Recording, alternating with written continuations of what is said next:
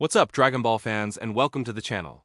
If you're hungry for the latest news and rumors, you've come to the right place. Today, we're diving into one of the most anticipated events on the horizon, the Dragon Ball Genki Damatsuri. This is a massive festival scheduled for January 25th, 2026, in Tokyo, and it promises to be a game-changer for the franchise. First off, let's talk about how you can watch it. In a huge move for international fans, Toei Animation will be officially live streaming the entire event on their YouTube channel with both Japanese and English streams available. This is a massive step towards global accessibility. For those of us in the West, like in the United States, remember the time zone difference. We'll likely be tuning in on Saturday, January 24th, so mark your calendars accordingly. Now, why is this event such a big deal? Just look at the lineup. We've got Goku, the president of Capsule Corporation Tokyo and the executive producer for all things Dragon Ball anime and games. The legendary voice of Goku, Masako Nozawa, will be there. And get this, Hironobu Kageyama, the iconic singer of Chala He Chala and We Gotta Power, is scheduled to perform live. Imagine the energy. We'll also see Victor Yukida and Victory Asada from V-Jump, who usually bring us the latest on the manga and mobile games like Dokkan Battle and Legends. But the real hype is around the announcements.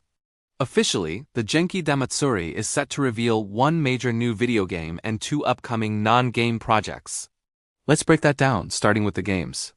The guest list includes Masayuki Hirano, the general producer, and more importantly Jun Furutani, the producer for Sparking Zero. His presence has sent the community into a frenzy.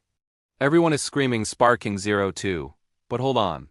While a sequel is heavily anticipated, some sources suggest it might not be a direct 2. Instead, it could be a new entry with a different name, much like how the original Budokai Tenkaichi series evolved in Japan. Of course, other theories are flying around. Could we finally get Xenoverse 3? It's been a long time coming, or what about a sequel to Dragon Ball FighterZ?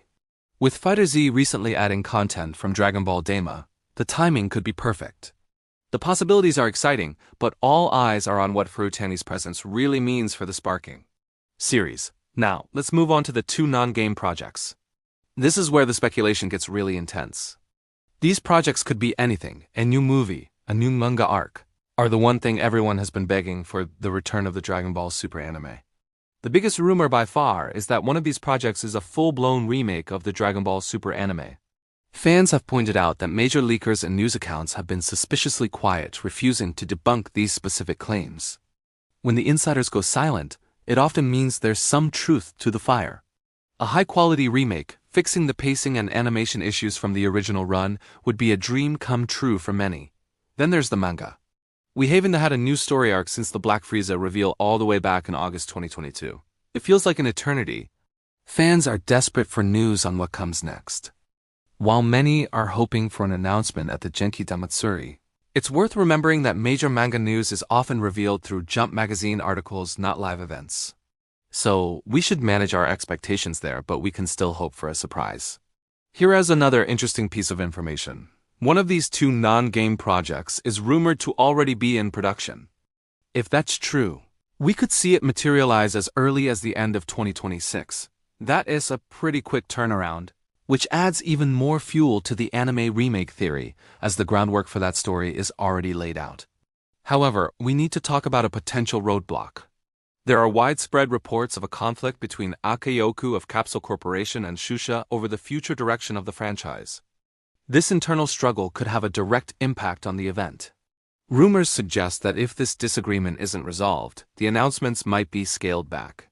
We could go from two non-game project reveals down to just one, with the other being postponed indefinitely. This is a crucial detail to keep an eye on as we get closer to the event date. It's the behind-the-scenes drama that could change everything. Finally, let's address some of the so-called leaks you might have seen online. Like images of a new Super Saiyan 3 Goku. It's important to approach these with a healthy dose of skepticism. Some community members, particularly on Reddit, have pointed out that these images look suspiciously familiar.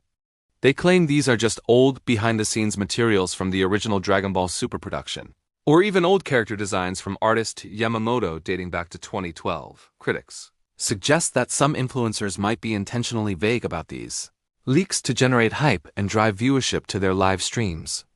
They create a big mystery, promise a huge reveal, and then deliver information that isn't really new. It's a classic hype tactic. So while it's fun to speculate, always remember to verify sources and not take every blurry image as gospel. So to wrap it all up, the Dragon Ball Genki Damatsuri on January 25, 2026 is shaping up to be a monumental event. We're guaranteed a new game announcement, with strong hints pointing towards the future of the Sparking series. We're also expecting 1 or 2 major non-game project reveals, with the return of the Super Anime as the leading theory. However, internal conflicts could potentially alter these plans. It's a mix of confirmed facts, heavy speculation, and a bit of online drama, a perfect storm for the Dragon Ball community. We'll be covering all the developments as they happen, so make sure you subscribe and hit that notification bell so you don't miss a thing. What are you most excited for? A Sparking sequel, the Super Anime's return, or something else entirely? Let me know your theories down in the comments below. Thanks for watching, and I'll see you in the next video.